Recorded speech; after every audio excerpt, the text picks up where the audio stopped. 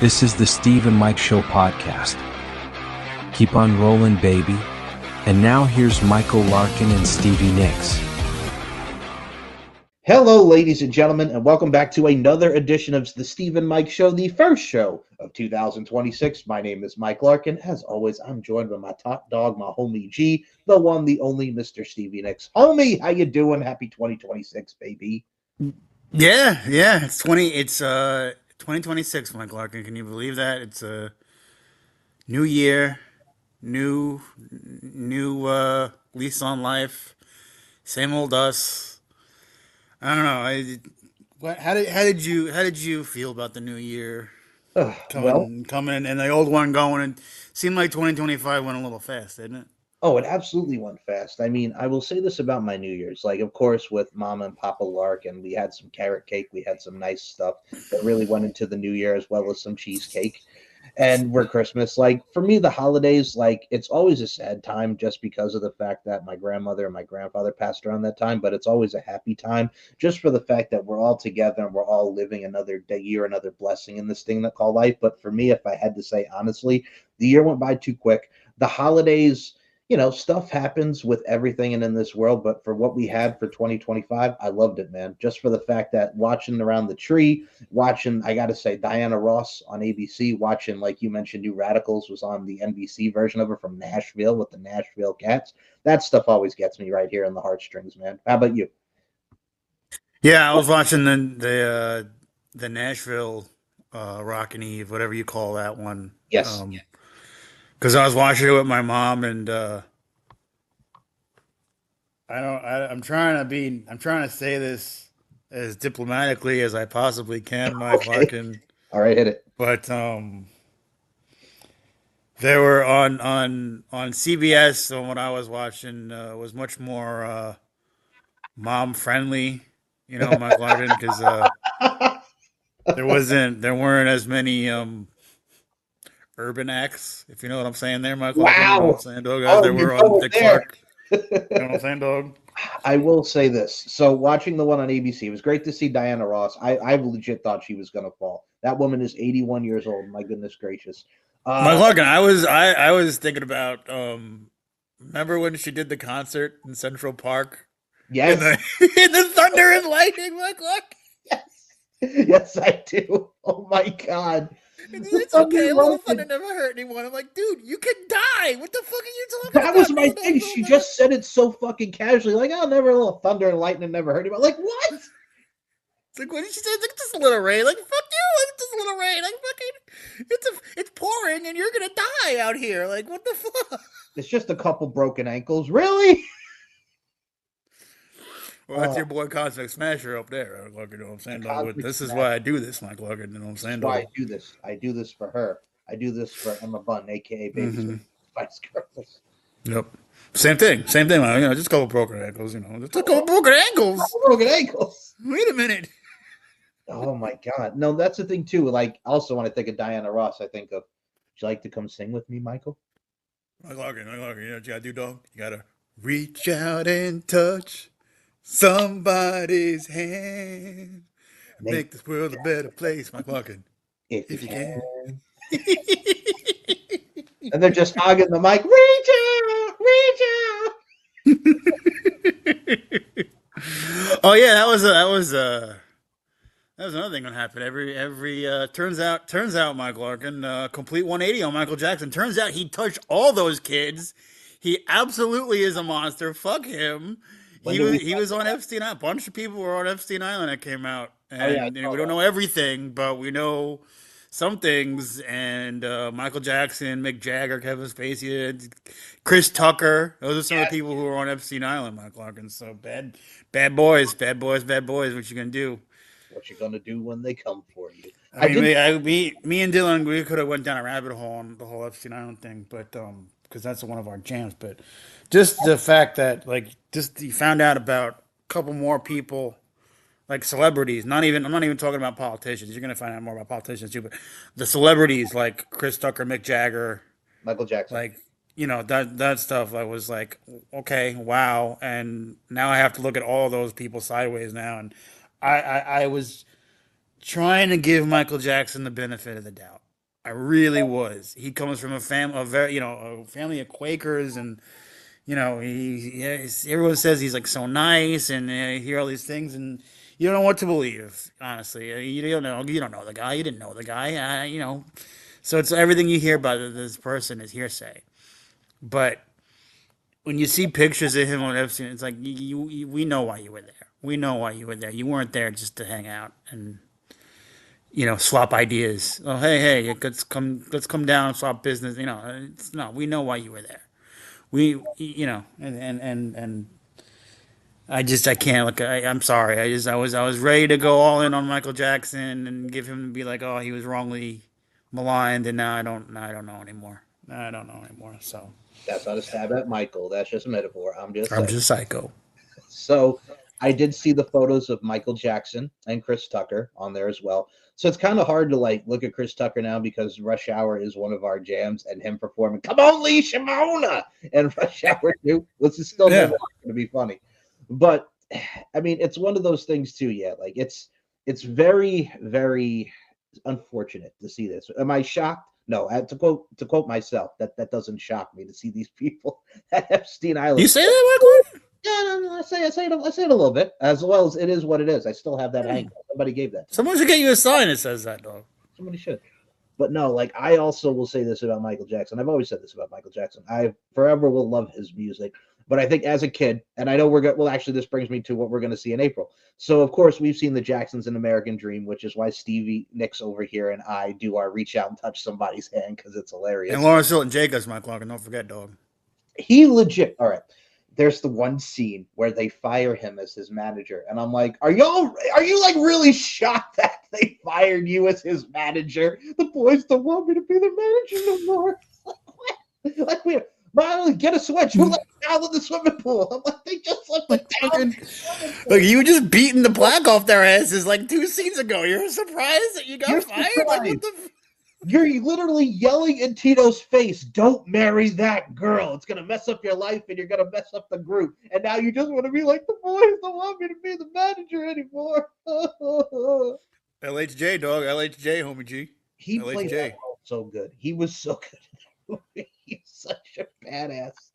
But no, there's the Michael movie that's coming out with his nephew in April, which is going to focus on the Paul McCartney deal that we touched upon last show. They're going to show his earlier career with Thriller and how that was made. So we're going to see a lot. I'm curious to see how it looks with how his nephew plays the role, but nothing will ever beat the Jacksons in American Dream. No, and the most amazing thing about that is that was a TV movie too. That wasn't even a movie. That was a TV movie on NBC, Mike Larkin. I remember that. You know I what also I'm saying, remember dog? watching the Temptations one that came out in '98. That's another one that was really good, the Temptations miniseries. For those who have seen that, very good. And they also did an Alan Freed. They did an Alan Freed one too Yes, they did. in '99, which I'm hardcore, so I remember that one too. You know what I'm saying, dog? I had to remind Mike Clark of that one because he didn't know about that one. You know what I'm saying, dog? I know about Chris Gaines though. Who is Chris Gaines? Mike Clark, you know what it could be, Mike Clark? Maybe it's the internet. Maybe it's the radio. Homie, you know what I think about that? What's that, Mike Clark? Come on, people now, smile on your brother. Everybody get together, gonna love one another right now. Mike Clark, who is Chris Gaines? Still one of the dumbest things. It's Garth Brooks in a wig. It's literally Garth Brooks in a wig trying to go pop, and it didn't work. No, he's trying to go alternative, Mike Clark. Alternative. He had the wig, he had the goatee. Mike Clark had the goatee, so he's trying to do the whole I don't want alternative thing. He's supposed to be Australian, Mike Clark. It was so dumb, and it didn't work at all. It was so stupid. But to go on his point about the urban acts, mister, I'm going to be diplomatic over here. What? What? We got to talk about this because I was going to say also on the ABC one, we saw people that we know. We saw 50 Cent perform in the club. Bottle full of bud, my wow, I got what you need. You need to fit the bud. See what I'm saying, Mike Clark? You know what I'm saying? I feel you. We had 50 Cent. We had Daddy Yankee was on there as well. We had a lot of people performing and doing their thing. So, I mean, hey, we had Pitbull. Okay, I got to talk about this because these people were going nuts. They had the 60-year-old John Resnick and the Goo Goo Dolls performed Iris. My Lord, I want to wake up where you are, dog. You know what I got to say to that? What's that, my Lord?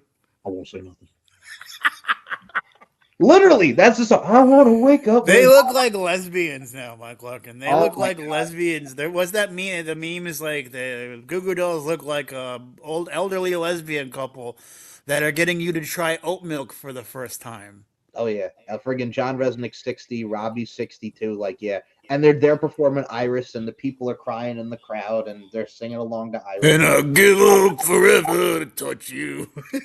Please, won't you understand? And I don't want the world to see me, because I don't think that they'd understand. Oh, City of Angels, Mike Larkin. That was the name of the movie, Mike Larkin.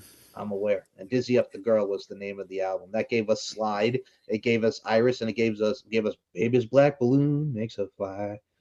Remember Black Balloon? Coming down a world till the angels fall without you there, Mike Larkin. I don't want to live, it's over. Are you someone's friend? And there's no time left for losing. Stand here coming down. Oh my gosh, they were so mediocre, Mike Larkin. Okay, I have to give a shout out to my dad on this. I said, Dad, the Goo Goo Dolls, they're coming up. Then he goes, John Resnick's still alive. And he goes, I know they're alive, but really they're in their 60s now. What are they doing? Whoa, what are you doing? Shout out Mr. Larkin, Mike Larkin. You know what I'm saying, dog? Yeah, I got to your dad, dog. Absolutely. Look, I remember when Black Balloon came out. I remember that video. I remember the Iris video. I remember the Slide video. So does he. But I got to say, after that, who cares? Like, after those hits, after that album, who cared? Like, really, honestly. Did they do anything? Black Balloon is ever there, Mike Larkin. We'll swallow the price of the sun. Yeah. What about, yeah, you bleed just to know you're alive. Yeah. Oh God, those people were like crying, getting down to Iris. He's like, "You sing," and they're all singing Iris. Okay, I get it. Yeah, I was watching, the Nashville one, Mike Larkin, and there's New Radicals, Mike Larkin. Yes, I was singing, going na na na na na na Hanson, Courtney Love, and Marilyn Manson will go break into your mansions. We don't care. We'll kick your ass in. I did go back and rewatch that you told me that. Oh, it was great. Still so good. Oh, 1998, dog. Somebody put on. I have that now, which is on it now too. Somebody put on TikTok. It's like, hey, millennials, I apologize for making you feel old. And the guy goes into the CD store, and we're up to now 122. I know. His face says it all right there. Now 122. Go ahead. You want to feel old now? Now 122. Do you remember when we were listening to it, the Now CD in high school? That was like Now 3, right, Mike Larkin? Well, the one that you had, I think that was like Now 8, which is still early. Well, I had a bunch, Mike Larkin. I had a bunch. The one we listened to, that was like Now 8, right? Or something like that. Now 8. You had Now 8 and you had Now 3. And now got Now 122. The first one came out, I think, in 1997 in America. Because you have to be careful when you look this up, Mike Larkin, because it's a UK. It's a UK brand, and they've been in the UK for like way longer they've been in the US. Yeah, since like 83. I remember. Yeah. I remember. So like they just started in the United States in like 97. Yes, the first. But there was that one song. Remember that one song, Jellyhead, Mike Larkin? Oh God, I remember Jellyhead. Yeah. Oh, how I know what I feel it, boyfriend, you're alone. You must be out. Oh, those chicks were hot. I just remember those chicks being so hot, Mike Larkin. That's all I care she about. was very hot, my dude. Absolutely. Jellyhead, you really blowed it. But yes, you are correct. The first Now came out in 1997. It had Jellyhead on it, right, Mike Larkin? It had Jellyhead, yes. Oh my God. I cannot believe we are literally in a time where Now is up to now 122. I can't believe it. I feel like Mark Anthony. I didn't see it. I can't believe it. Oh, but I feel it. What do you say? That album. How are we on 122? I don't know. And that doesn't even count like the special ones like Now that's what I call Christmas. No. Now that's what I call the 80s. Now that's what I call the 2000 2000s. Kids Bop. Oh, one of our jams is on the first now. That would be Do I Ever Cross Your Mind? Oh, whoa, Whoa. Can't remember why we broke up. There's something more to be. Do I ever cross your mind, Michael Larkin? Anytime. Do you ever wake up reaching out for me? Do I ever cross your mind? Anytime. I miss you. Oh. But yes. Brian McKnight, dog. Yes. Oh, Brian McKnight. But yeah, no, I gotta say, if for those who did enjoy New Year's Eve, go out of your way. It still makes me sad as well because everybody's been putting the nostalgia, and you actually even mentioned this too. I got to bring you up in this because you actually made a great valid point. Is it a great, like you see all over social media? It's like, how freaked out were you by Y2K? Because everybody's showing when New Year's turned to 2000s. I mean, for you, when that happened, were you freaked out when Y2K happened as a kid? When I was a kid, yeah, I didn't know what the hell was going on. Everybody was making like the world was going to end, right, McLaughlin?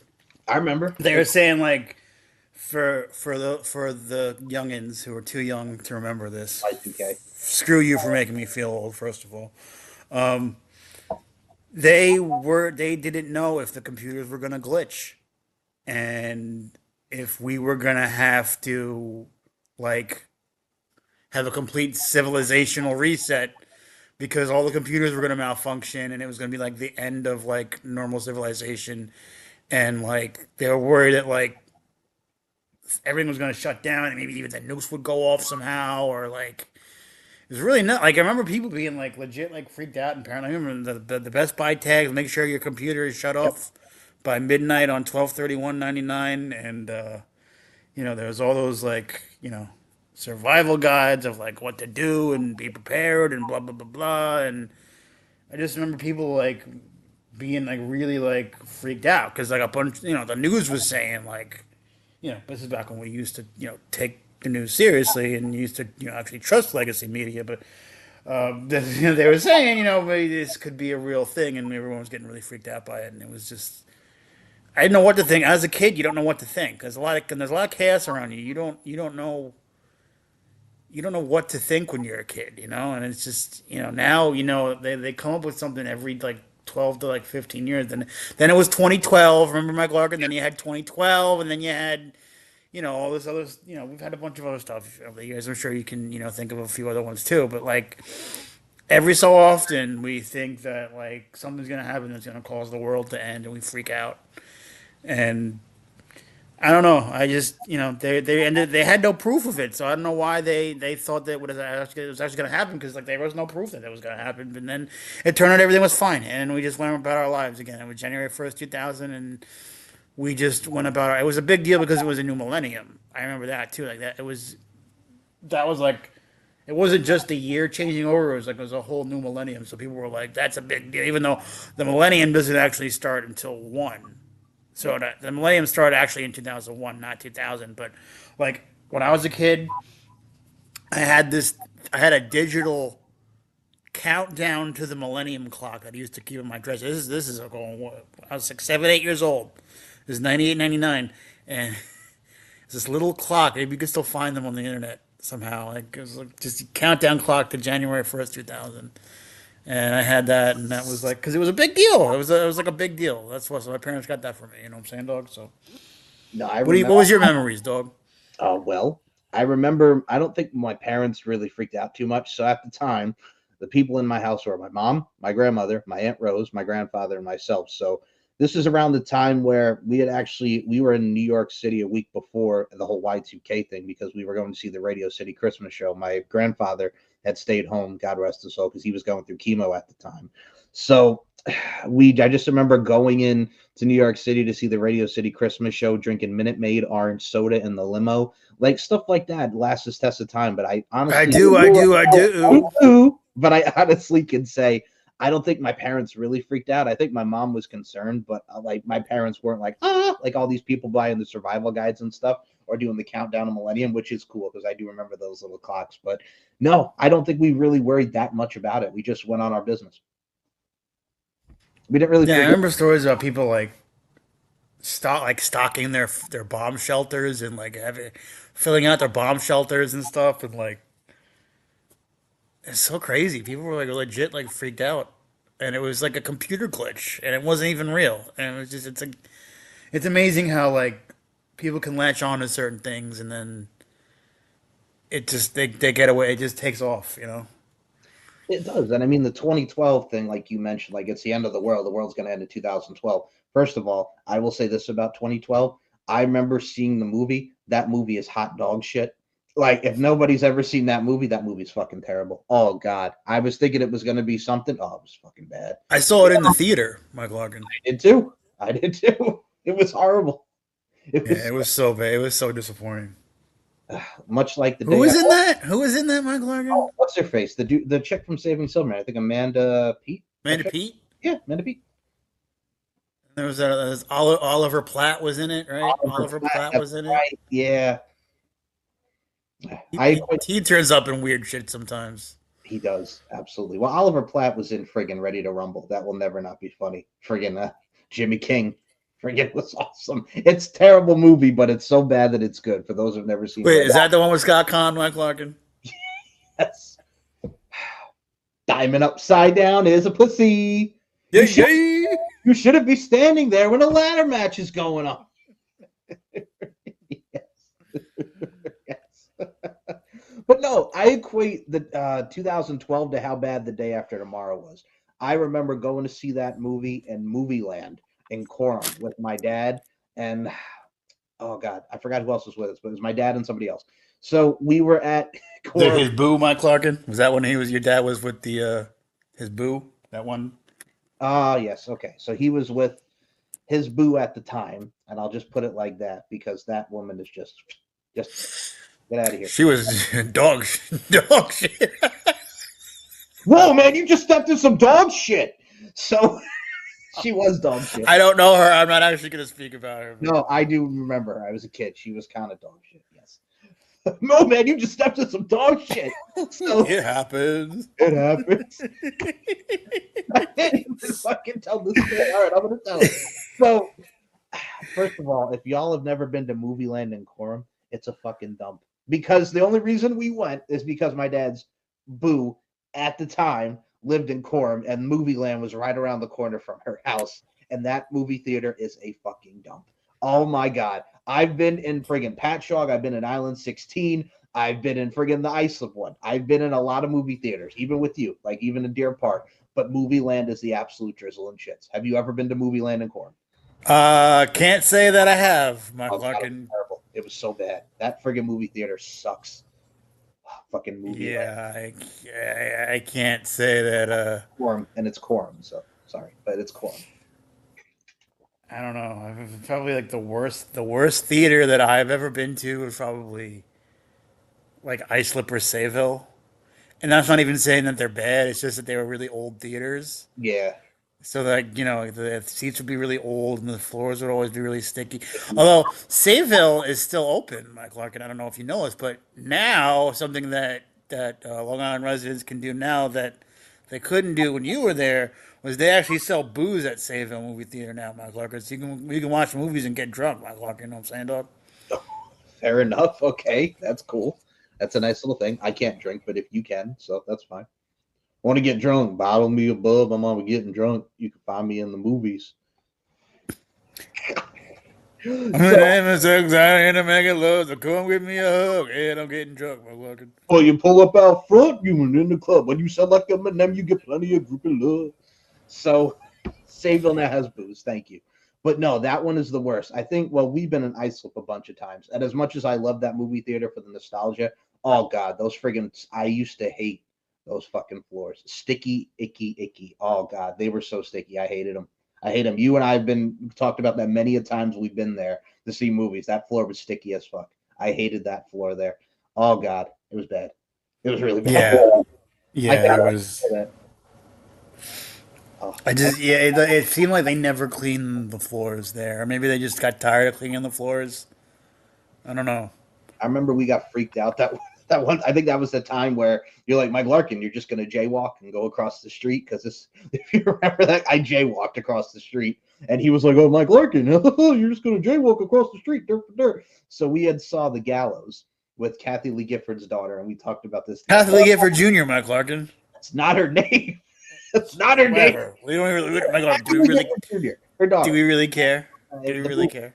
It's not a Felicity. I'm sorry, Felicity. Felicity. I'm sorry. It's not really Felicity, Mike Larkin. I don't even know what her name is. I don't even. Whatever. Anyway, I think it's Cassie. Kathy Lee Gifford's daughter was in the movie The Gallows, and it freaked us out because the theater that is in the movie is very reminiscent of our old high school movie theater, and it freaked us out. Like, I cannot believe how like they look. But we knew it wasn't our high school because nothing that interesting has ever actually happened at our high school. That is very true. But yeah. Well,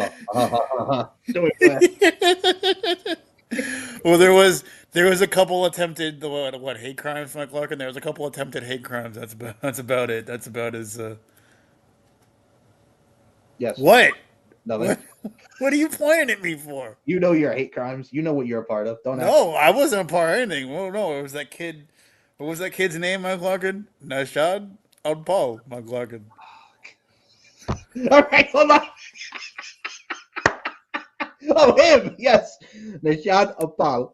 We talked about that in one of our earliest episodes. That kid was friggin', his mom was friggin' screaming about, the bomb. And he's like, well, I didn't mean it like that. Somebody said bomb. And I'm like, yeah, they thought he was going to bomb the school. And he's like, no, I was not. And his mom went there, is like, my son did not want to bomb the school. Like, what are you talking about? That's because we live in we came from this town that's just, it's like everyone is just out of their minds there. Everyone there is like,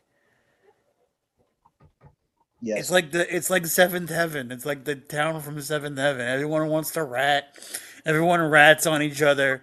Everyone is like, they get their panties in a bunch over the stupidest, littlest things because nothing ever happens. Nothing really ever happens that much. They said it was no credible. I just looked up. They said it was no credible threat. He was talking, and they thought he was going to bomb the school. He's like, no, there was no credible threat. There's never any credible threat. Do you think that they've ever had an actual credible threat there? If I'm being honest, no, nothing. No.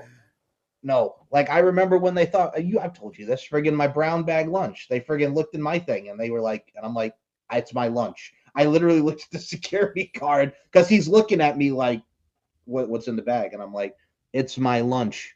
And then he put it back in, and I walked away because I knew how he was looking at me because, there's a brown bag. Oh, yeah, you're hardcore, Mike Larkin. Look at you. You're so hardcore, dog. You know what I'm gonna Why'd you have to go out of your way to call it a brown bag lunch, Mike Larkin? Why can't you just call it a bag lunch? What color does matter?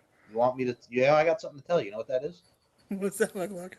Oh, Mr. Miraswamy, here's your own All right, we get ours. This is our mall. Hey, Mike Larkin, I have a very important question to ask you about that, Mike Larkin. And what is that, my homie G? You validate parking!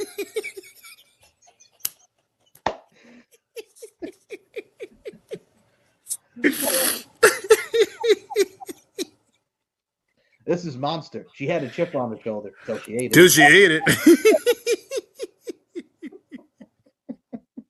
But no, that was literally our school because, there was no credible threat. We lived in a friggin' town and a friggin' city where everybody was just like, oh, over the littlest thing. And there was nothing. Nothing ever happened.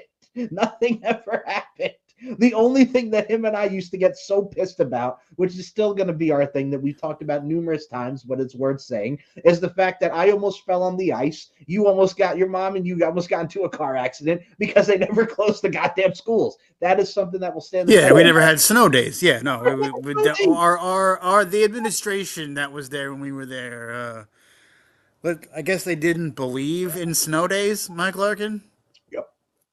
So we never got to listen to Hoku, Mike Larkin, because we were in school. That's all right. That's okay. You never loved me anyway. But I think it's time for you to find a dumb blonde. Mike Larkin. 'Cause it's not me, no, no. Yeah, yeah. Hoku, dog. Hoku. But no, that was the thing is because we again, this is what kids nowadays don't have to worry about. They just get texts. We would used to watch the listings on the TV, and every time our school would come up, and I would see either open or delay, and I'm like, fuck. Like every Yeah. time, The kids today, they get notifications on their phone like the day before. yeah, like text, hey guys, there's no school tomorrow. As if you needed another reason to hate the upcoming generations. As we all do hate the upcoming generations. Here's a text we had to sit through. Okay, please not our school open. Please don't have our school open. God damn it, it's open. Not our movie, not our movie, not our movie. God damn it, our movie. You had to watch the news, or if you didn't even get like that, News 12, or like you didn't, you had to watch the city stations, and then that took even longer. If you didn't want to do all that, you had to listen to the radio. My fucker, remember that? Remember? Yep. We had to listen, like WALK would have them all. You'd have to listen to the radio, like, to see if your school was going to be open or not. And of course, as we've been talking about, we were usually disappointed because they didn't believe in snow days apparently when we went to school. So, yeah, mm-hmm. That's the way it goes, I guess. But yeah, no, I almost got killed like a bunch of times. It was horrible. Like really, like there's like a foot of snow and everything on the ground. There's fucking ice and shit. But no, come to school anyway. It's okay. Just come on in. Come on in. It's not snowing now. You guys are okay. It's not snowing now. It's not snowing. You guys will be fine. It's okay. So there's a little ice. Come on. You fuckers. Doesn't your car have anti-lock brakes? Come on. It's not a big deal. It's not a big deal. I hate them. It's just a little bit, just a little ice. It's just a couple broken ankles. A little bit of ice. Fucking our fucking school, man. Good. Well, then also we did have at least one instance of teacher student, and you know what I'm saying, dog. Yeah, I remember. You know what I'm saying. We did have a little bit of that, as most schools do. Excuse me while I throw this desk at the teacher. Yes, I remember. Oh, you were talking about that? Yeah. What are you talking about? Oh, I was talking about pictures on the cell phones and stuff. Oh God. And also printing out stuff on your computer that you wrote for yourself. Just hey, why not? Who did that? Somebody who wanted to write a porn. You know what I'm saying? Oh yeah. Excuse me while I go into the library and finish my manifesto of porn and print it out so the library can see that I was writing a porno. Yeah, that happened. That happened. Yep, this is what we grew up in. This is the town that we grew up in. Yeah.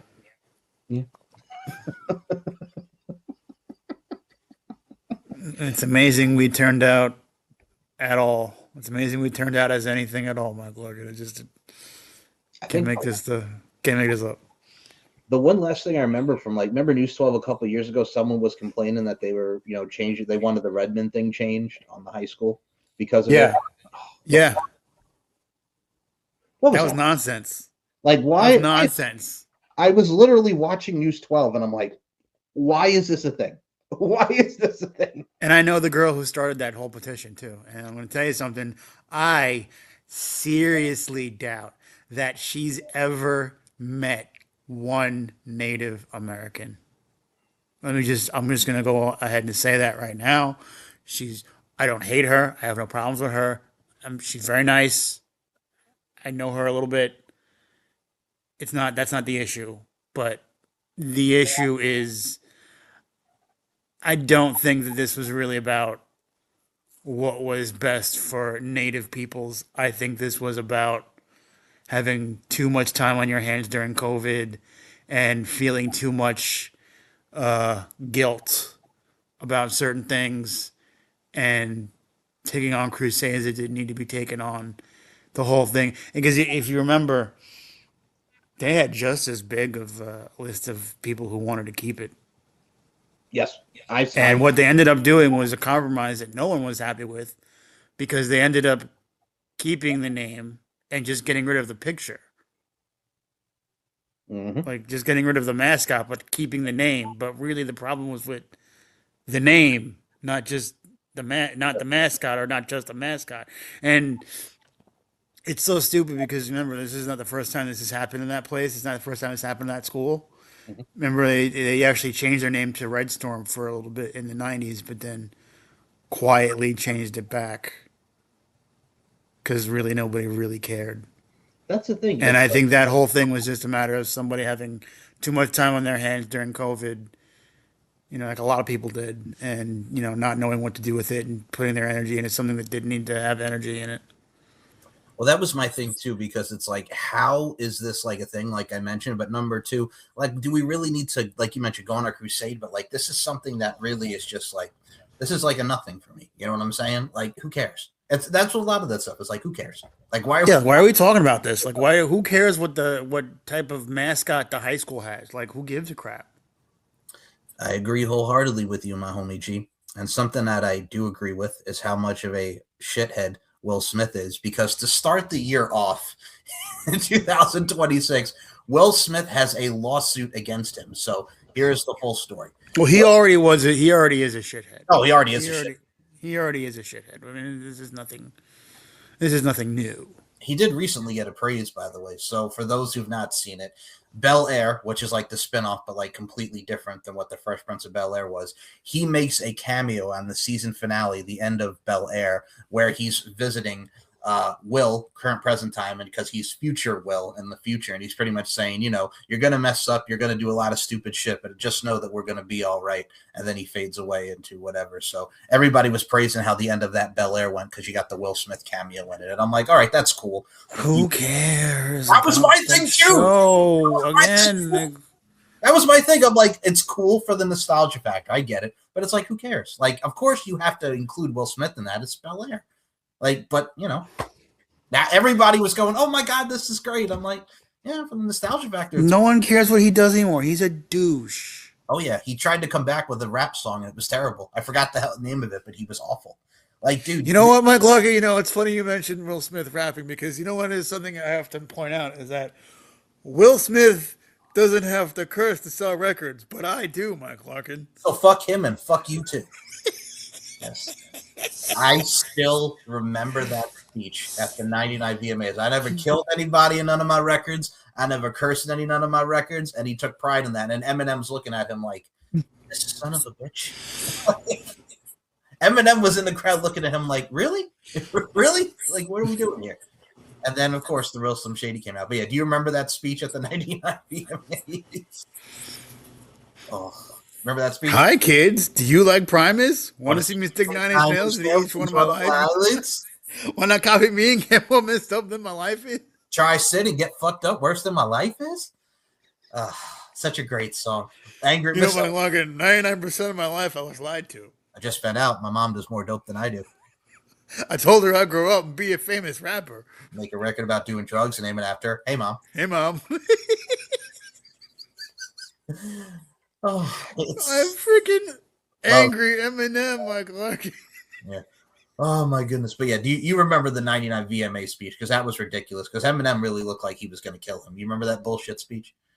They were one big funky bunch, Mike Larkin. You know what I'm saying? That's Mark Wahlberg. That was still never not be funny. The Will Smith one and the fucking Mark Wahlberg. Let's all just stand here, one big happy funky bunch. And then Mark Wahlberg's like, I am going to beat your ass. Oh, Marky Mark. So here is the Will Smith lawsuit. Will Smith is facing a lawsuit filed by former violinist Brian King Joseph, who alleges wrongful termination and retaliation after reporting a sexual harassment incident during the Based on a True Story tour in 2025. Joseph claims that he was fired from his role on the tour and accused of making up the matter with another violinist hired to replace him. The lawsuit alleges that Smith's management deliberately groomed and primed Joseph for further sexual exploitation, and that the hotel intrusion points to a pattern of predatory behavior. Joseph has suffered PTSD and other mental illnesses as a result of the termination and the alleged incident. So that is the lawsuit now going on with Will Smith. And I will start with you. Your thoughts.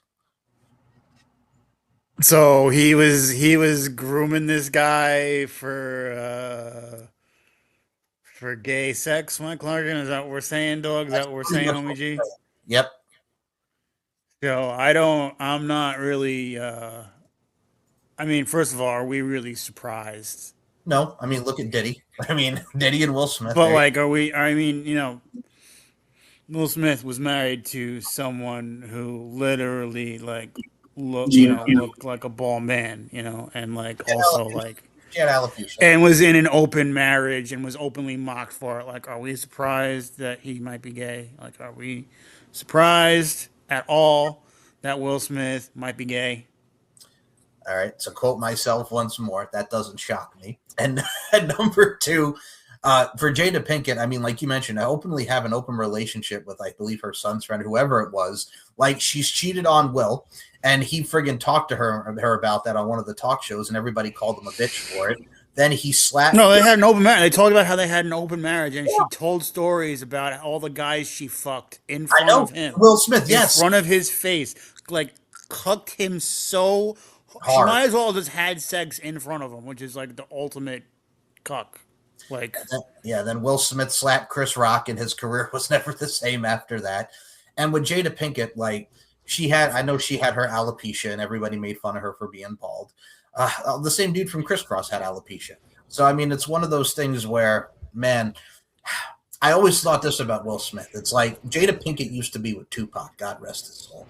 And then you go from Tupac to Will Smith. So, I mean, well, she never got over Tupac. no, Tupac was the one that got away. That's part of the problem. Yep. And then you got Big Willie style over here. Yep. Big Willie style, yeah. Big Willie style up his ass. Know what I'm saying, dog? Know what I'm saying, dog? You know what I got to say to that? You want to know what I got to say to that? What's that, Mike Larkin? Getting jiggy with it. Nah. Getting jiggy with it. You just gotta go and hit him up with his style. And you got your hands on his cash and then for all the hard times. Whoa! Oh! And you go ready and goes to the big in the night. If you mess up, you gotta hit him up. Hit him up. Shout out to Blue Cantrell. But yeah, no. That song turns 25 years old, Mike Larkin. I found that out all by myself today. Yeah, because I told you.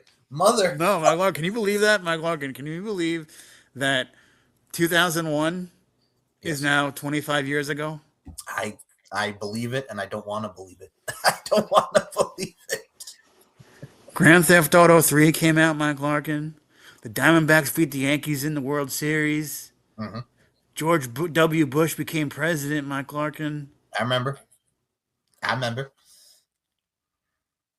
Crazy, man. It's crazy. Can you believe it, though? And 25 years ago, Mm-hmm. 9/11, Mike Larkin. Still will never forget where I was that day. Honestly, getting ready for Okay, you ready? Want to make you ready? I'm gonna make you feel old now, motherfucker. Ready for this? Oh, there are kids.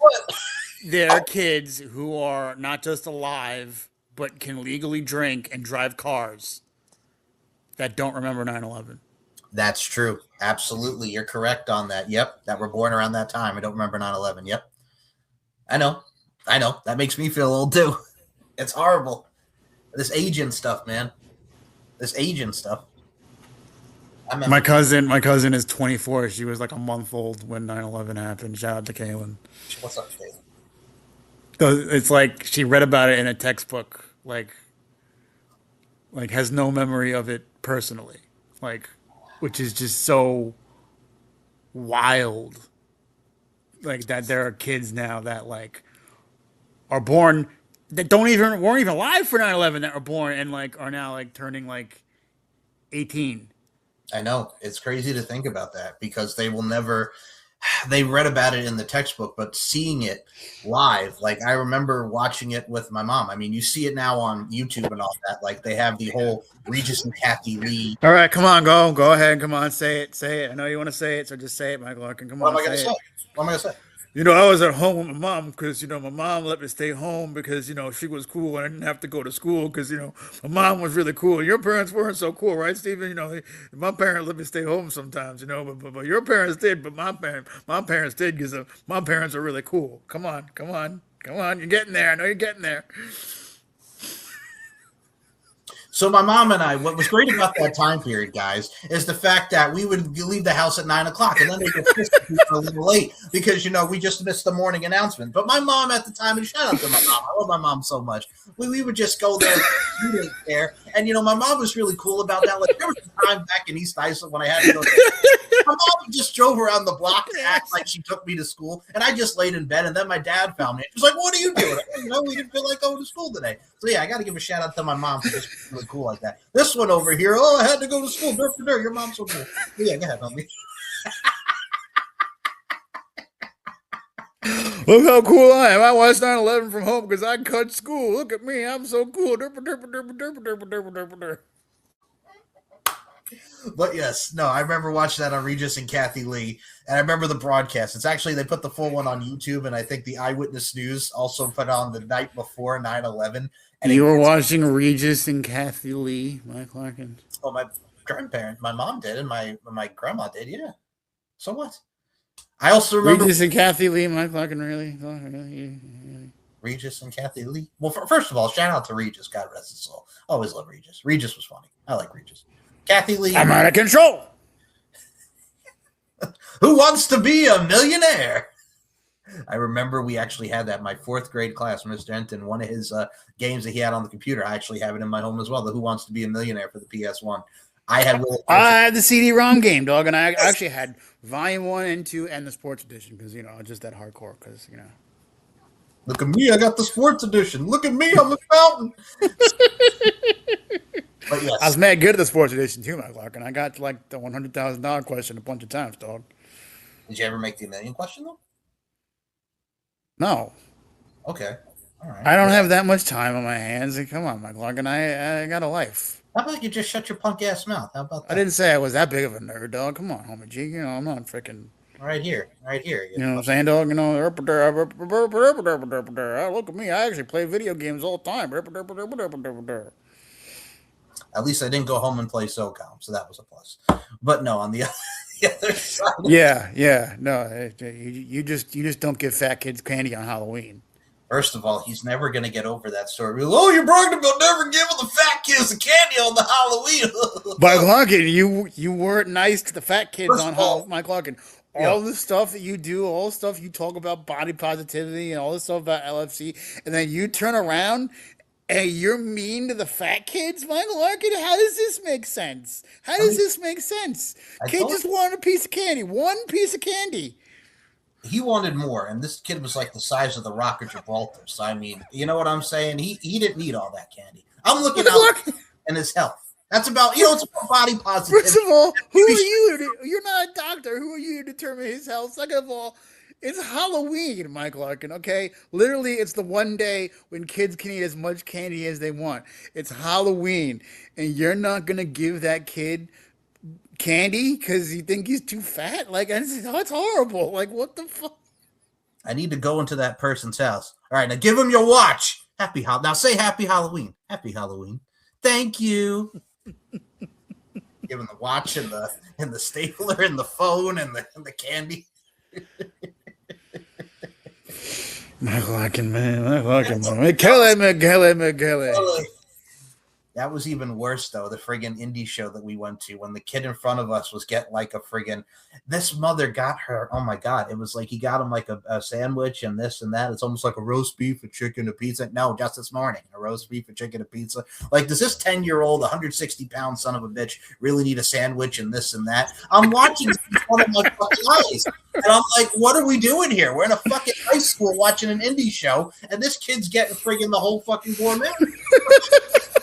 Hey, like, holy shit, this kid doesn't eat all this fucking. Mike Larkin, maybe he didn't eat all day. Maybe he was just famished. Like freaking. Who are you to freaking decide what's fat and who's not fat, Mike Larkin? Like this. The buns. That's mean. The buns it up on this kid was ridiculous. Like, Mike Larkin, that's just mean, dog. Like the kid he's just trying to eat, have a good time, watch some wrestling, and you're over here making judgments. It's like a Checkers when you friggin' put like everything with the chicken and you had your chicken nuggets and you had your fries and your feet in the cup. Freaking, I remember. First of all, Don't change the subject. First of all, Don't change the subject. Second of all, okay. Checkers was the bomb, McLaughlin, and No, I gotta say, also. oh, wait, hold on. I got something to tell you. This fried chicken is the bomb. Yes, that check was very good. All right, you got me. That's an awesome nickname. Yes, that check was very good. And third, what the hell do you care what I eat? What the hell do you care what I eat at Checkers, McLaughlin? I do. You were dipping like your fries in like a shake or something. McLaughlin, put your hands up on my hip, and I'll dip you. Dip, we dip, McLaughlin. God damn.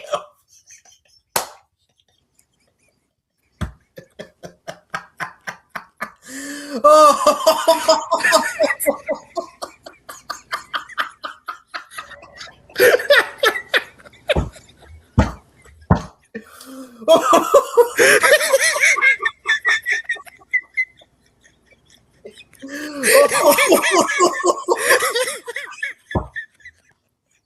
I don't even know where to go from that.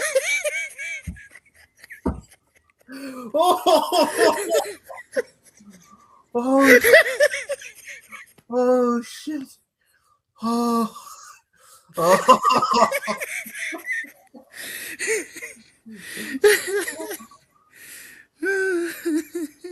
Okay. On that note, I'll put your hands up on my hip, and I'll dip you, dip you, dip. I'll put your hands up on my hip, and I'll dip you, dip you. Gonna get you, gonna get mine. Oh, holy shit. Oh. Wow. Okay. So go to your topics next because you had some good ones and it involves what you're wearing on your shirt. So go ahead. You go with your next one. Well, you were talking about the VMAs before, McLaughlin. Yes, we were. And it was announced that on December 31st of 2025, last year now, McLaughlin, can you believe that? No. But the parent company that owns MTV, I guess it's Viacom, and then there's it's like Paramount and like someone else I think is involved there too. But anyway. They shut down all of their music related services. So essentially, MTV is no more. Officially closing. Very eventful, interesting chapter in American pop culture history. Its influence on the culture is undeniable. There's an entire generation named after MTV. That was around when it first came out, which just speaks to the influence that it has had over the years. And obviously, there was a time when the VMAs were an event. And music videos were an event, and all the other things they did, even extracurricular, were an event. The New Year's Eve shows and the reality shows, and all of the things at TRL, all the things that they've done over the years have been incredibly influential. But especially in relation to the music video and their contributions to music, you can't overstate it enough. You can't overstate it. You can't say it enough. The influence that it's had. A tremendous influence on our lives and many other people's lives, and it's sad, but also this was coming. This was a while. This was in the making for a while, and you can see the writing on the wall. I don't think anyone is surprised that it's kind of been over for a while. I think, right, Mike Larkin? I mean, I would say that at this point, you could kind of already see that it was already kind of over. I mean, they really hadn't done anything that was substantially decent and worth getting excited about in quite a number of years, and the younger kids just don't identify with it anymore. They don't identify with it as a brand. It doesn't mean what it meant to previous generations, and so I think that's it just wasn't as relevant in the culture, and so I think we just decided that it was just time. And honestly, it was dead already. It was a long time coming, but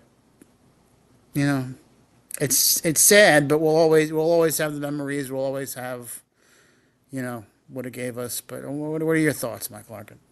So I agree with you because, look, I remember back in the day when you had like your TRLs, your Say What Karaoke's, there was Singled Out, there was shows like Undressed, like you had True Life, you had all that stuff. And I mean, MTV was more focused on the TV, but once we started getting like with the reality shows and stuff, like of course we had our Room Raiders and our Parental Control, and you had your music shows, but it wasn't as influenced and popular. And I think they covered this on Dark Side of the 90s with TRL. It's like by the time they got to like the mid 2000s and the reality shows were really taking over, they tried to do like games and stuff on TRL and trivia, but it wasn't the same as when like Carson Daly was hosting it and, you know, the New Year's Rockin' Eve for 99 with MTV and years after that.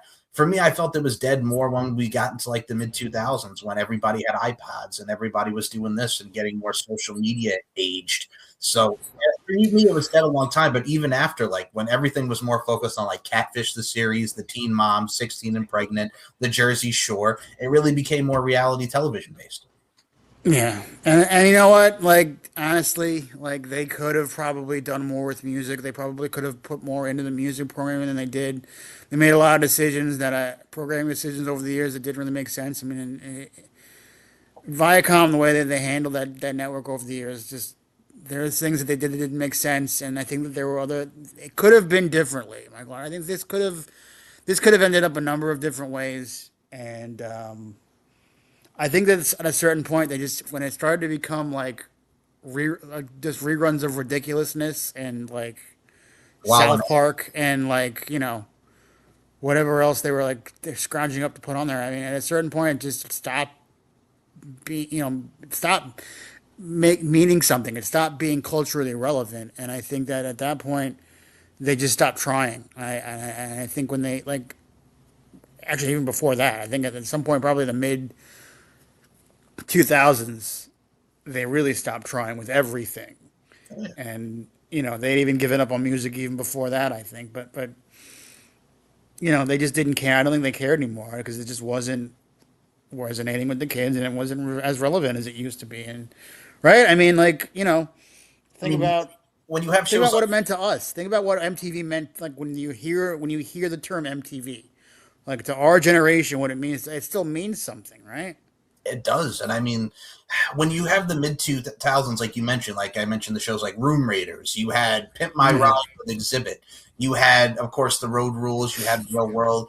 It was more reality based. And then also the big thing that, like, with that too is like it means something to us because we know where we were when we watched TRL. We remember watching Say What Karaoke and how the boom of all the music was at that time. Friggin' Carson Daly going to Woodstock 99 and getting friggin' mud shoved at him.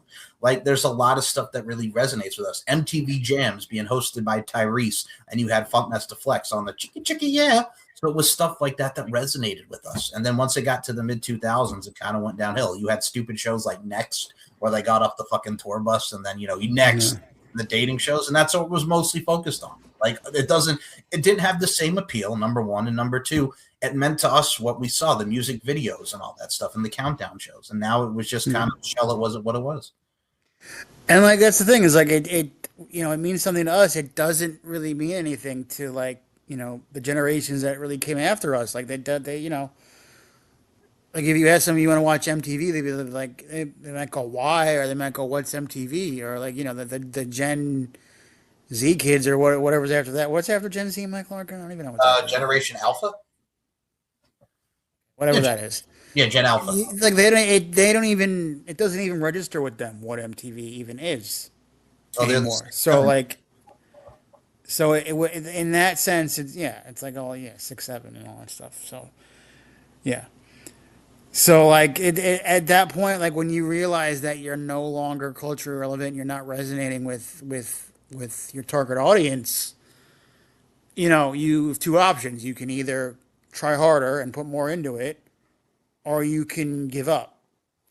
And I think at a certain point, when they realized that they didn't have the type of clout or reach that they used to have, they decided it was just time to just pull up the reins and move on and shut it down. And like I said, there's a number of different ways it could have worked out, and they could have made better decisions. But I think that at the end of the day, they just stopped being culturally relevant like they used to be. And I mean, as big as they were with us, they are completely meaningless to generations young. It's completely meaningless to generations younger than us. But then the generations before us, it even has more meaning. Like for Gen X and for even the boomers, that has a lot. It has a lot of meaning. So like that's kind of you can kind of tell where the decline is. I've always said for our generation, like there were so many things like that from living in the 90s and 2000s and growing up during that time. Like I remember coming out of school at 3 o'clock in the afternoon, and I couldn't wait to go home to watch TRL. That was the thing. Everybody, when they got home from school, they would watch TRL.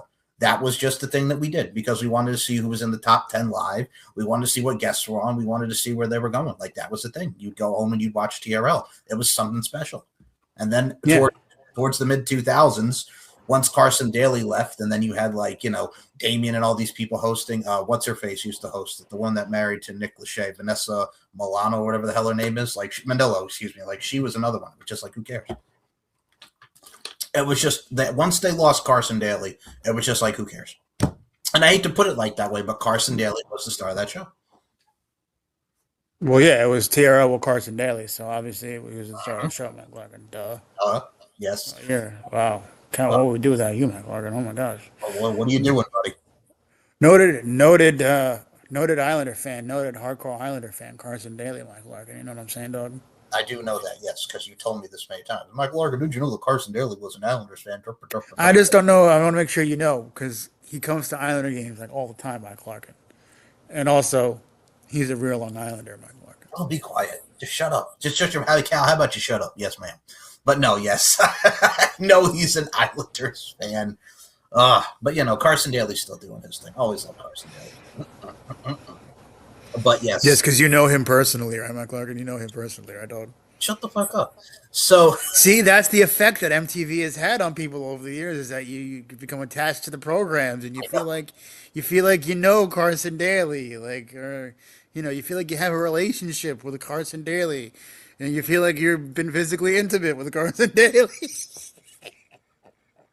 I hate you so fucking much. So that is the effect. Why am I still talking to you? Remember that I hate you? All right, man. Talk to you tomorrow. All right, man. Talk to you tomorrow. That's the effect it has. Like even Dave Holmes, like every time Say What Karaoke used to come on, like John Holmes. Okay, dog. Okay. Stop talking. Like Say What Karaoke when Topanga was rapping to Give Me Some More. Like that was a thing. Like it was hilarious watching Danielle Fishel rap to Busta Rhymes, Just Give Me Some More. You had so much going on within that show and the celebrities that were on it, like our favorite, like we mentioned earlier with Angry Eminem, like stuff like that. Even if somebody put it out there into the universe, it's like, remember where Kurt Loder, you knew when Kurt Loder used to come on the screen, it was serious with MTV News. And then they had John Norris. Yes. May Kurt Loder rest in peace. Yes. Yes. Were you a fan of Kurt Loder in the MTV News or no? I just found him kind of old, Mike Larkin. You know what I'm saying, dog? Also, the fact that he tried to correct Jewel on her poetry book, and she was just like, "Really? What are you doing, Kurt? What are you doing? What are you doing, Kurt?" Listen, Kurt. Listen. Hey, I would have just pulled him aside, and I would have been like, "Listen, Kurt, I know that you're trying to like flex your muscles right now, being like a whole journalism guy and everything, and trying to like show off your communications chops, but the thing is that." This chick is really hot, and we don't really give a shit what's actually in the poetry book. We just like watching her talk about it, and we just like that she likes to talk about like her hands and her boobs and stuff, and like she has really nice breasts, and we really like that she does that. And so like, can you just like be quiet and shut the fuck up and let the hot chick talk and like not correct her, please? Like, can you just shut up, please? Yeah, let her talk. Let her talk about her book, please. Thank you. And can you let her talk about her boobs book, please? Can you just be quiet, please? Thanks a lot. Thanks a lot, Kurt. Thanks. We appreciate that. It was like when they I still remember when John Norris and they're talking to TLC right after Left Eye died, and you like those poor women had to friggin' rest in peace. And also the fact that T-Boz and Chili, you can tell we're all like tore up, and it's like we really got to do this now. And it even kind of reminds you. I'm doing like Larkin. See, I'm doing like Larkin. I know what you're doing. Yes. Also, the fact that Destiny's Child, I still remember that when they friggin' Latoya and Lativia were talking about the fact that why weren't we in the Say My Name music video, and that whole thing happened. Oh, friggin' Beyonce and Kelly standing up to Lativia. I didn't know they had an endorsement deal with Activia, Mike Larkin. Please be quiet. And also the fact that, Michelle Williams and Farrah, whatever the fuck her last name was, I can't think because of this asshole over here. Farrah Fawcett, Mike Larkin. Oh, it was not Farrah Fawcett. Shut your punk ass mouth. So, Farrah, whatever the fuck your last name was, the drunk one. The drunk one. That's what her name is now. Fuck you, Farrah. Farrah got kicked out. That's who the fuck that bitch is. I'll tell you what more. So, that happened. All right, that happened. God. God, let me have some of your tots. Holy, give me some of your tots. God, but yes, Farrah was the one who got kicked out for being drunk. And then it was just the three of them, Beyonce, Kelly, and Michelle. And now Beyonce is all by herself. Yes. So, moving on. When no one is around you, say, baby, I love you. If you ain't running a game, Mike Larkin. Say my name. You acting kind of shady. Ain't gonna let me be. Mike Larkin gotta say my name. Yes. Oh, yeah. Now, we'll move on to another one of your stories because you have another one too. First of all, I will say this to end that part. We love you, MTV. Thank you for the memories, but it hurts. Listen. MTV. It was a cultural icon. Yes. Okay, let's just say let's say that right now. Cultural icon in its time, and just through mismanagement and neglect, it turned into what it turned into, and that's why it ended the way it ended. But it had a great run. And for the people who got to experience some of it, and even the people who didn't experience its glory years, it's going to live on forever. It'll live on with us and these generations forever, and it represents now a time capsule. It's a slice of American life now that's now gone by. Going back and watching older clips now, you see like how it used to be back 40 years ago, 30 years ago, or 20 years ago, and you watch those clips now, and it's I wish we could get some of those things back. I wish we could get some of that time back and the way that things used to be. I wish we could go back to those worlds and that version of America. But sadly, time moves on, and unfortunately, MTV is no longer with us. But you have to just that's what I try to do with my archive page, Mike Larkin. I got that archive page right on Internet Archive. Yep. For the first 4 years, and that's you can find all sorts of clips on there on Internet Archive. It's going to live on forever. I think it's an iconic piece of Americana, and we will never forget what it gave us, and it's unfortunate that it had to end this way. Agreed, man. I co-sign that, and I will also say this: if y'all want to watch some old school MTV, watch Video Killed the Radio Star, watch 1980s, watch the 90s, watch the early 2000s, and you will thank us because there's so many great moments and memories. Go on my Internet Archive page, MTV on cable and stereo, or just watch anything on Internet Archive. There's so much material on Internet Archive, and we're trying to make it grow every day. Trying to add more stuff every day. It's really an invaluable resource, Internet Archive, and so definitely, keep those memories alive. Keep your memory of things that you appreciate alive, and we will definitely here on this show keep carrying a torch for MTV because that's something that is always going to be very important to us. Absolutely, and I will say this: before you get to another topic, I do have two more. First of all, I knew it was going to be a good start to 2026 when Jake Paul and Andrew Tate got their asses mollywopped in their respective fights. Oh, so I watched Anthony Joshua out of the UK take on Jake Paul, who Jake Paul came out dressed with the Hulkamania gear. He came out to Real American, and Anthony Joshua absolutely mollywopped him. The fight was just Jake Paul just stalling and not even getting up. It was just Anthony Joshua was looking at him like, seriously, dude, what the fuck are you doing? And then he hit him with this right hand and went about 6 rounds, and then he knocked him silly, broke Jake Paul's jaw in 2 places. Oh, I was so happy because Jake Paul's been talking all this ish, and now he's going to take a break. That was already a friggin' awesomeness right there, that friggin' Anthony Joshua knocked out Jake Paul. But then the second one, the most important one that was like the icing on the cake, was Andrew motherfucking Tate got his ass knocked out by Chase Damore, who Chase Damore, for those that don't know, is a reality star YouTuber. He was on the UK version of Love Island. And he got Andrew Tate mollywopped. He got him gas in like the 2nd round, and by the 3rd round, friggin' Chase Damore got friggin' Andrew Tate. They won a few rounds, and then Chase Damore got the win. Andrew Tate talked all this crap for 5 years, and he finally got back in there to do boxing because we know he's a kickboxer, and Chase Damore mollywopped him. So it was very satisfying to see in Dubai friggin' Andrew Tate get mollywopped, and as well watching Jake Paul get mollywopped by Anthony Joshua. Go ahead, homie G. You know, it's amazing. People you hate getting involved, and all of a sudden you're like a genius about boxing. All of a sudden you're like a professional boxing analyst. All of a sudden, like, what is this? All of a sudden, people you don't like get involved, and like you're like a boxing genius. All of a sudden, like Rain Man, but with boxing, like an autistic Mike Tyson. You know what I'm saying, dog? Mikey Tyson. And I know friggin' Pigeon is your man. He sent me that friggin' Pigeon and Mike Tyson's Mysteries. That is our jam. It's amazing. All of a sudden, you just start watching real sports. All of a sudden, like, you know, like, wow, like, okay. Oh, where the fuck did that come Yeah, from? like freaking Jake Paul and Andrew Tate get involved. And all of a sudden, you're like, oh my goodness, you're like a professional boxing analyst. All of a sudden, like, yeah, you know, you should be like handicapping matches now, Mike Larkin. You got freaking Jimmy the Greek over here. Look at this. So the best part of that weekend for me was watching Andrew Tate and Jake Paul get their asses mollywopped and Yep. fucking homie G. Yep. Keep using Molly Wop so we know that you know it. I'm a mollywop you in about. So your thoughts on the douchebag is getting beaten up? I know you don't like Andrew Tate, and I know you're not the biggest fan of Jake Paul. Go ahead.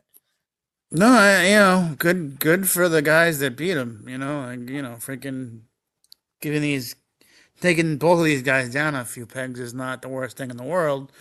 But you know, whatever. It's, you know, boxing though. You know, it's, how good are these guys really? Jake Paul's he's not really a boxer. You think that was a real match he had against Mike Tyson? You think it was real? No. Mike Larkin? No. Of course not. It's He's like not a real boxer. And freaking Andrew Tate is he's too old and too slow. Yeah, he's 40 now. Yeah, very old. Like, come on, dude. Like, what are you doing? Like, what are you doing, buddy? And that's literally Andrew Tate go, I'm sorry. I used to be a lot stronger. Oh my God, fucking Andrew Tate, Bugatti man. No, but that's the thing too. It's just like he needed to be taken down a peg. The most Googled man in the world. Yeah, you can go fuck yourself. For 2 seconds, and they were Googling probably like, why is Andrew Tate associated with trafficking or something like that. I don't understand why the younger generation, especially, you want to talk about Gen Z. I don't know why that is their idol. I don't get that. I don't get why. It's not all. He's not really that big. He's not. He's just a dude. I think that they make a bigger deal about him because he says inflammatory things, and about women. Kids say stuff and they get thrown out of classrooms, and that makes him look cool, and he gets into the timeout room, right, Mike Larkin? Remember, you mouth off and you say something really kicking. I've been down this road a couple times, Mike Larkin. I don't know if you can tell. You say something pretty awesome to the teacher, right? And it's, it's awesome, and but they don't agree with it. So you have a meeting of the minds, and you decide to agree to disagree, and they fill out a little form, and they hand it to you, and they ask you to leave the classroom, and then you go down to the timeout room, Mike Larkin.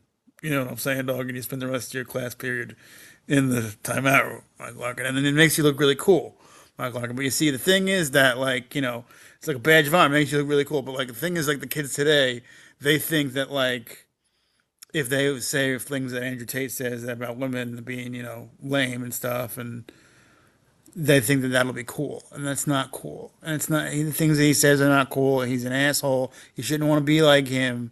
and just getting thrown out of class for saying Andrew Tate quotes is not really the coolest thing. So our high school with that dumbass timeout room, like we're fucking in kindergarten. Like that was so stupid. Number one, and number two, yes, I agree with you. I think it's this. Is it like these people that think because he's an alpha, they view him as like an alpha, and they want to do like what they consider the alpha things, derogatory things towards women, and say all this shit because it makes. I think it's just it's kids just want to be cool. They want to sound cool. They want to feel like they are having an impact and have a voice, and they want to get reactions out of people.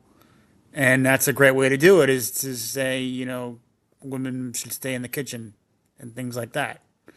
That doesn't mean that, and it's cool. Doesn't mean that it's okay to say, and, it's a way to get attention though.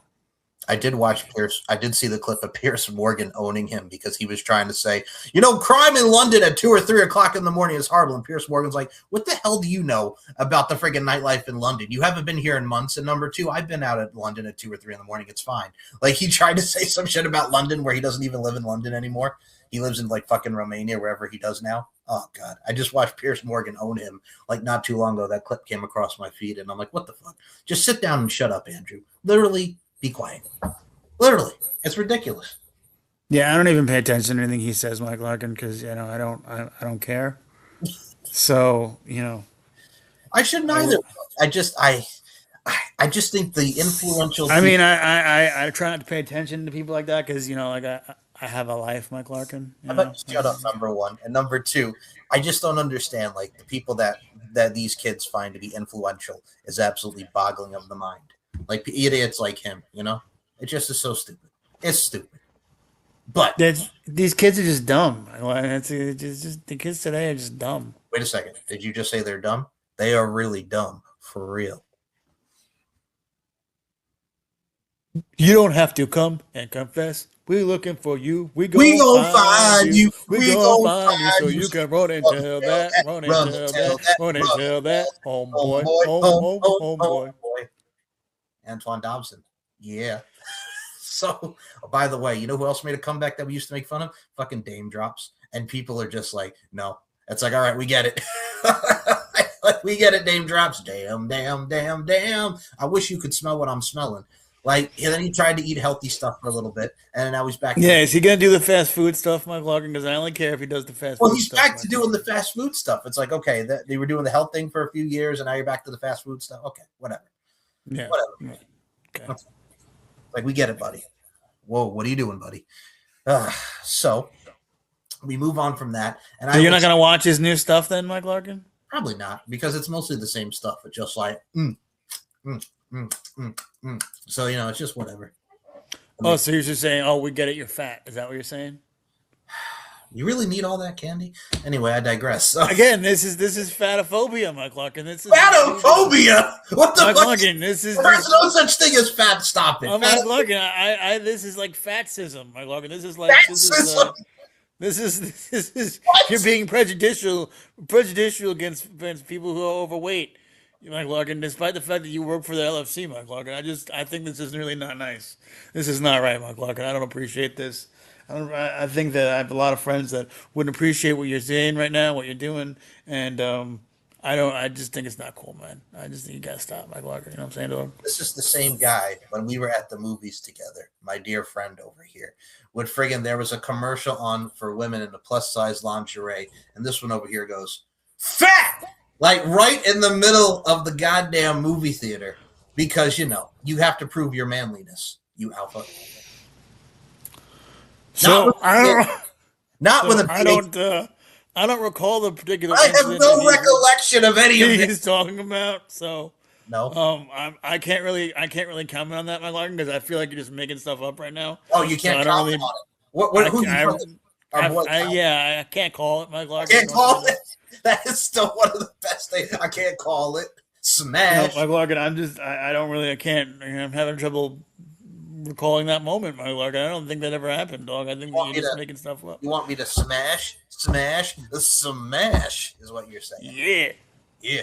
Also, the fact that this will never not get old. We saw the boy next door. with Jennifer Lopez. Friggin' it got a little wet down here in the movie theaters, and we're nudging each other because of this. And then your dad's like, "Stop doing that!" And it's still one of Literally, it was the whole movie. Like, the whole movie. I was thinking about this the other day. Like, it was literally like The whole movie. Like, it was so much fun. Like, I like. We just like were waiting for like the next line so we could just like because it was nothing but like double entendres and innuendos the whole movie. So we were just like and then my dad at one point was like, "Could you stop doing that?" Doing that? Yes, I remember that. You guys were doing that the whole movie. Remember that? I've been doing it the whole movie. I'm like, well, can't help it. I mean, can't help it. That's all right. We did do it throughout the entire movie. Nothing will ever beat the baby. Why? Well, you shouldn't.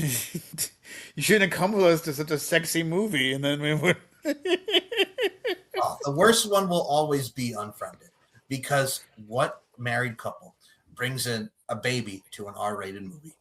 See, like that was worse. I mean, like you don't know, you don't have a babysitter, like Really? like you don't have a freaking like it's like What? I'm trying to like understand why someone would think it would be okay to bring of because now now that I'm an uncle, Mike Larkin, I know.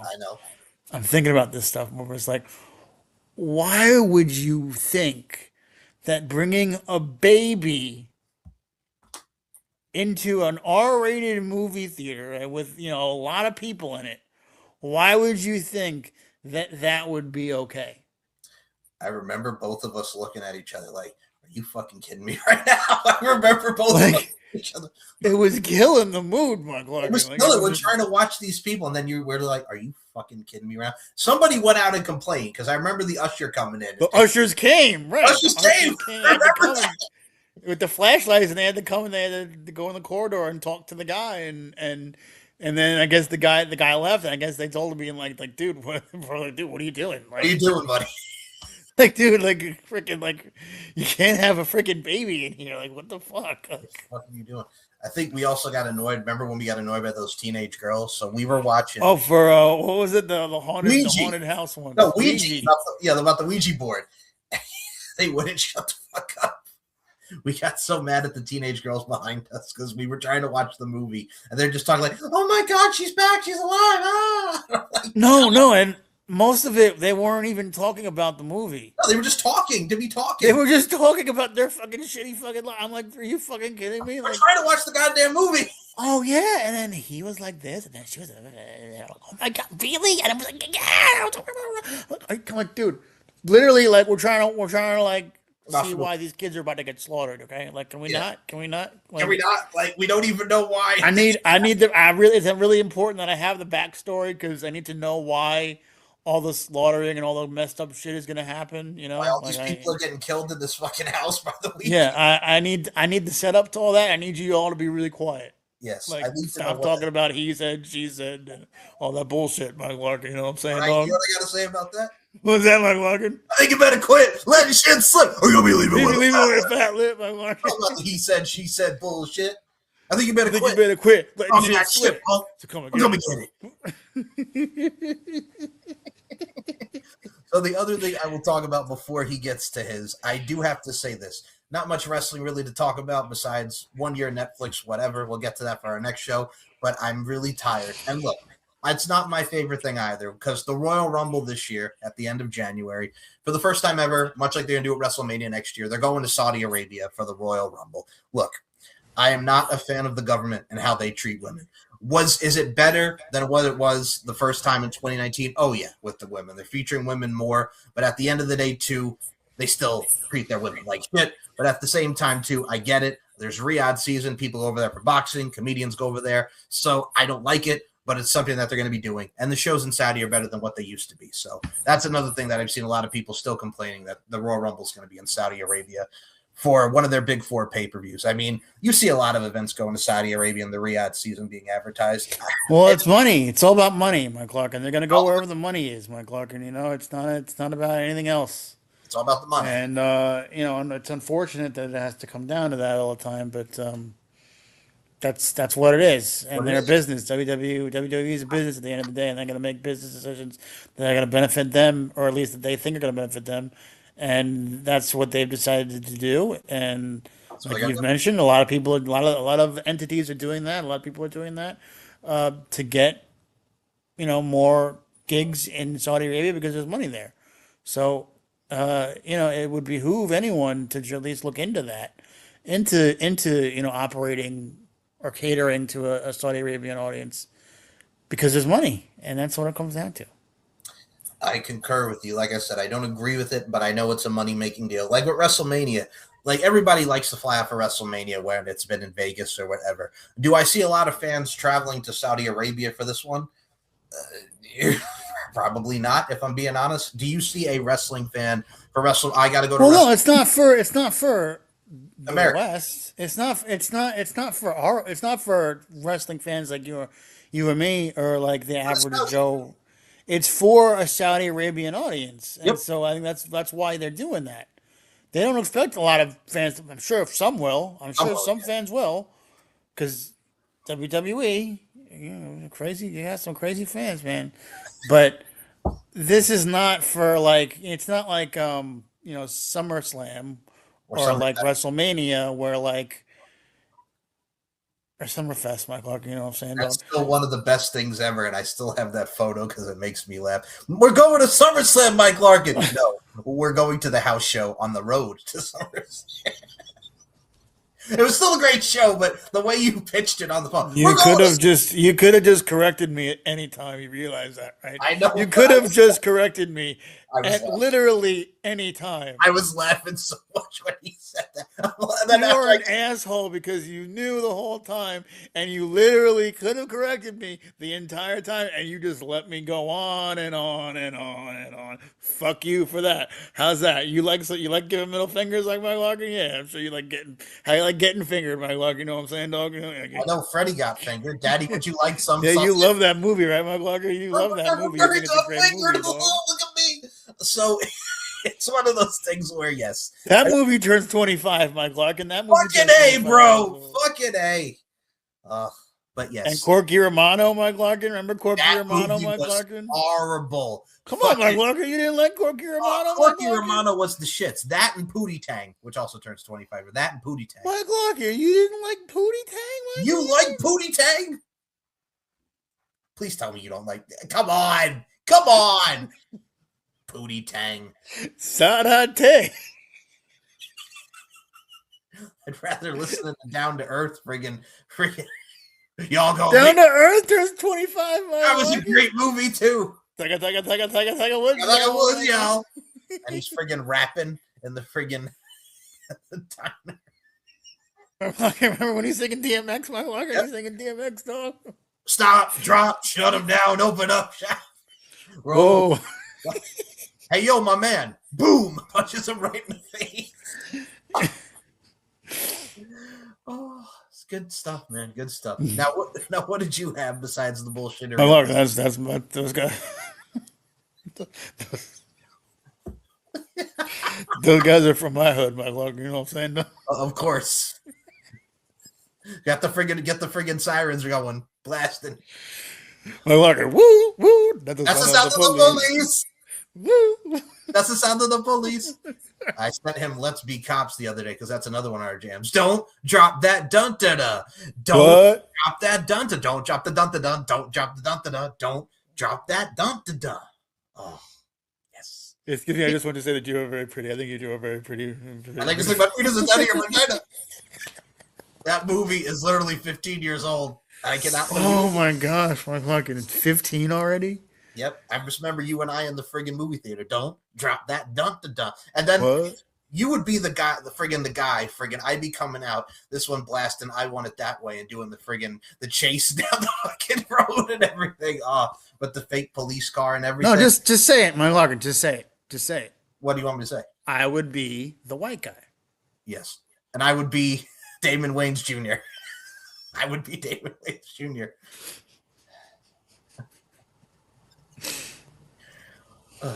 What are you doing? Eating soup? Well, if you want to be all up in my guts, that's sex. That's sex. Now let's start from the top. Now you as Erica. No, I didn't. I did not mean it like that. What are you doing? I'm eating some soup, trying to wash my figure and stuff. It's such an underrated comedy. It's so funny. Oh, okay. So, what do you have next? Well, we talked about MTV and Saudi, and we talked about Will Smith and all that. What do you have next? Oh, Well, Mike Larkin, I was going to trying to think of the other thing that I had. Well, no, I think I was going to talk about the things that turned 25. Also, Oh. I was gonna do more things that turned like Grand Theft Auto 3 yes. Grand turns Theft Auto. 25. Mhm. Mike Larkin, right? Yes. Yes. And there's like a bunch of video games and a bunch of songs, right? What was that? What was that? DJ Eve and Gwen Stefani song, Mike Larkin? Oh, let me blow your mind. Yeah, that's 20. I turned 25, Mike Larkin. Which is crazy to think about. Oh, Gladiator also just turned 25. American Psycho. Wait, I thought Gladiator was 2000. I could be wrong. Yeah, you're right. Sorry, 26. Gladiator and American Psycho just turned 2000. That's crazy, though, too. What else turned 20? Oh, Britney Spears, I'm a slave for you. That turns 25, which Mike Larkin. I love that No. video. I You know what love I'm that. saying, dog? I know. I love that video, too. No, what I'm saying, dog. You know what I'm saying, OG? Yep. Did I write anything down for what else I wanted to? I guess I didn't. I forget. No. Figure that. Well, you're fine. I'm looking at stuff like that came out 25 years ago, too. Like we mentioned Britney Spears. That would be the last albums for NSYNC and the Backstreet Boys and 98 Degrees. Eminem also. This is still when the Real Slim Shady was big, and we also had The Way I Am came out. This was when he was still angry, Mike Larkin. Still You know what I'm angry. saying, dog? He was this still when he- angry. Was this when he performed with Elton John at the Grammys and they were singing Stan? I think it was. I think that just turned 25 years old. Yes, him and Elton John at the friggin' You know, Mike Larkin, I just kept thinking about this obsessed fan, Mike Larkin. You know what I'm saying, name dog? is Stan. Tears don't come, I'm wondering why got out of bed at all. On him, Then cats up my window, Mike Larkin, and But I I can't can't see see it all. Here on it, I know what I'll all regret. Put your picture on my wall. It reminds me that it's not so bad. It's not so bad. Dear Stan, Dear I wrote you. Shady, I wrote you, but you still ain't calling. Left myself my page and my home phone at the bottom. Come to think about it, it was you. Damn. That's Richard first, Mike Larkin. What the hell? I wrote you 2 other letters. You must not have got them. Must have been at the post office or something. Fucking goddamn.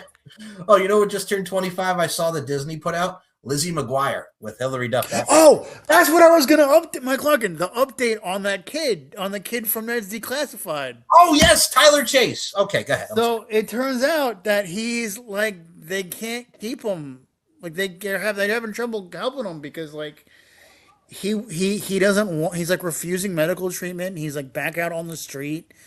Remember that one guy we were looking at, gave him the hotel room for the Daniel night. Curtis Lee, who played Cookie. He like trashed the hotel room, and he just like he's throwing a temper tantrum, and then he was refusing medical attention, and then there's nothing else that they can, because of California's laws, there's nothing else that they can do for him. So he's back out on the street, and like it just seems pretty helpless. It's just he's like refusing help, and you feel really bad for the guy because this is just the latest in a very long line of child stars who fall on very hard times after their careers are over, and it's just it's heartbreaking to see.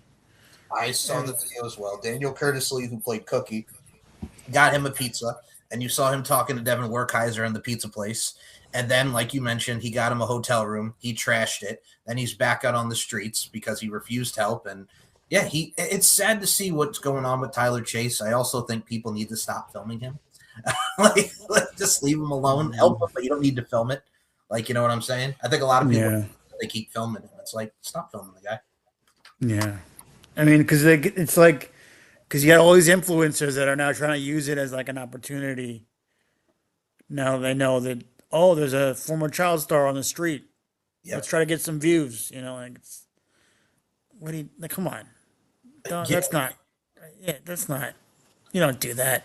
No. He's not going through good times right now. He's not in a good place. I mean, he's 36 years old and he's gone through a lot. Like, leave him alone. Like it's really hard enough that like his life has been made public again in this way. You know, it's just even no matter what you think he's dealing with, he's not fodder for or content for your channel. He's not a chance for views. He's a human being who is in very bad shape and is going through a very very hard time. Something unimaginable that I'm sure that most of you cannot understand. So maybe just leave the guy alone. That's my thing. And Leave Britney alone. freaking Chris Crocker, my goodness. But no, it saddens me. Also, you want to talk about viral? I also did have this one I saw. I should say forgot to send this to you. So there was a TikToker, right? He took a photo with Busta Rhymes and he goes, "Oh man, it's Tracy Morgan," trying to be funny. And Busta's like, "Whoa, whoa, whoa, whoa. What did you just say?" He's like, "If you say that shit back in my day, like literally, you say that shit around me, you gonna get fucked up." And he was ready to like fuck this kid up because he was calling Busta Rhymes Tracy Morgan. Now, I'm a Busta Bus fan, as you are, with Pastor Cavassier, which also just turned 25, Pastor Cavassier, and all that good stuff. Don't this hit make my people want to jump, and Busta Rhymes being Busta Rhymes. Woo, I got you all in check. Your thoughts on Busta Rhymes ready to lay the smackdown on TikTok influencer trying to be funny and calling him Tracy Morgan? Well, I mean, I'm guessing that this guy isn't blind like me and is actually saying that on purpose. Yeah, trying to be a Because, dick. like, if I said that, I have an excuse. Yes. And contrary to popular belief, Mike Larkin, okay, they don't all look alike. That's Okay? you. That's not me, friggin' Mike Larkin. They don't look alike. I'm the one who said it, okay? I'm the one who said it. schooling you, can't go, son. "That's you." I'm the one Well, I schooling remember your glue. I remember your glue. I'm schooling. I'm the one schooling you, son. Sinless Sal. Okay, so Busta Rhymes getting yelled at by the TikToker. Go. This is Raji. This is Raji. See Cedric like, mother. So, your thoughts on Busta Bus? Like again, these freaking influencers that are just trying to take opportunities, thinking they're funny. Like, do you not understand? Like, Busta Rhymes is not goddamn Chuck E. Cheese. No. Do you not get that? Like, this is not some fucking guy in a fucking costume that you can like make jokes about and Yeah. like stomp on his feet and like punch in the groin. Like, no, this is a real person. Yep. Like, this is not a freaking guy at fucking Disney World, like Mickey Mouse or something. Like, and also like you're gonna choose Busta Rhymes to do this too? Like, do you know who Busta Busta Rhymes is? Yep. Do you really know who he is? You sure you want to do this?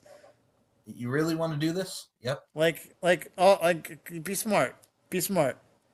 So I have the clip, and I want to get you. I pulled it up because it was funny but stupid because I don't know this kid want to do it. So here is Busta Rhymes and this TikToker. What did you just say? It's Tracy Morgan. Oh, Tracy. What? Wait. What did you say? Nah, bro, What did you just say? my boy out here. Hold up. Put your camera down. What did you say? It's Tracy Morgan. Look at him. He's trying to talk with a black accent too. Wait, hold on. Pause. My boy said Tracy. That's my boy. Nah.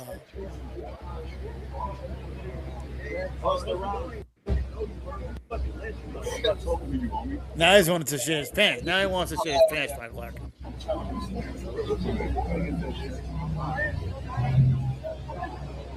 I'm asking you a question. I ain't calling you out. I'm trying to be funny. So what you mean, Tracy, my boy? What that mean? Everyone say Tracy. So I'm saying Tracy. I ain't hear nobody say Tracy. You know what I'm saying? So here's my thing. Well, he's like, I didn't hear nobody say Tracy. As he's like, he knows what you're doing. You're trying to get clicks and you're trying to be dumb. Like, I know what you're doing. See it all too clear. Fucking who names their kid Duncan Sheik? Oh God, His loser parents. his loser hippie parents. My dad was actually talking about that the other day because it came on the radio. He's like, he made all that money over one song, over Barely Breathing, and then his career went nowhere. Because I am barely. No, I'm not even gonna. I am barely breathing. No. Then he re-released it in 2006, and then that was it. Freaking one song in goddamn 1997 that like every white person listened to, right, Mike Larkin? Get it over, but yeah, Busta Bust. Don't fuck with Busta Rhymes. He also got there was that other video that came out of him. So he's doing the concert and people are filming. He's like, yo, put down the motherfucking phones. When you watching my concert, we don't do that shit here.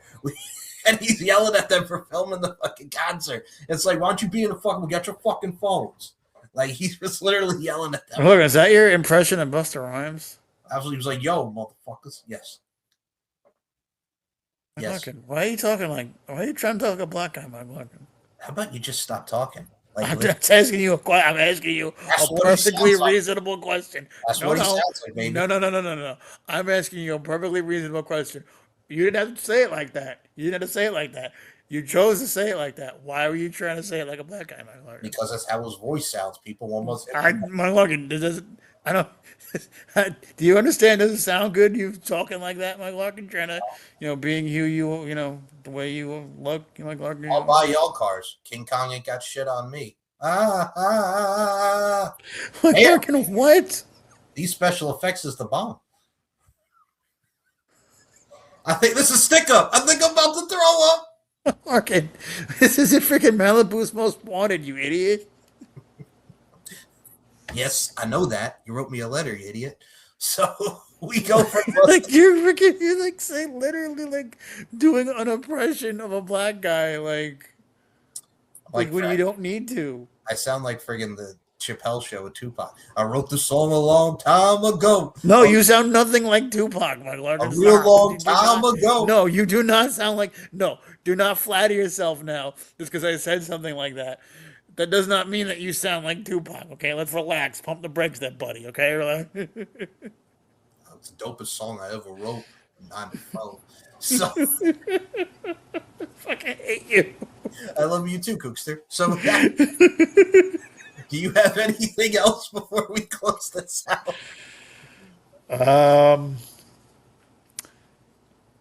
Apparently I heard that you heard about this. Like apparently Bruce Willis probably doesn't have long.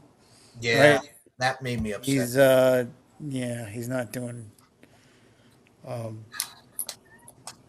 He's in like the final stage. I think like they're starting to prepare for. I don't want to. I'm not gonna. I don't want to like believe any speculate.